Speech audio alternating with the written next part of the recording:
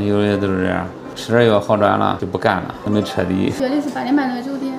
你吃药了？对，咋了？堵车是咳嗽，我之前来这来看过啊。对，我觉得上一副药你给我包里吊下挺好的，但是后来我家里有点事儿，没有赶上你的号。上次找你是因为胸闷，这次胸倒不闷，但是就现在这个温度，我穿个毛衣。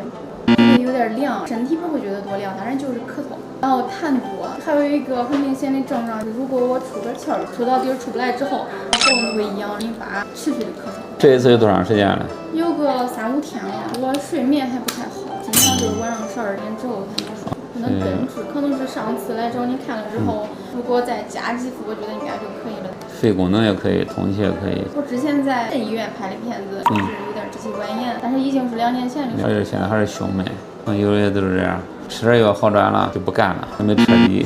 我一直出虚汗，在同样的气温条件下，拿我跟老公比，他身上没啥汗，但是我身上都湿哒哒的。因为前段时间老公给我说，他家有个长辈就是咳嗽没重视，后来年纪大的时候就很严重，就引起去世了。所以说我感觉得好好重视。嗓子里有痰是因为咳嗽的原因还是？脾虚有痰湿啊，嗓子有痰老是吐不净的感觉。然后都需要一直清喉咙。可能是还有个鼻子呢。鼻子老是有咳到鼻哥角，有时候早上起来我擤个鼻子，那鼻哥角是带血。那个慢性气管炎症了。会不会发展成肺癌？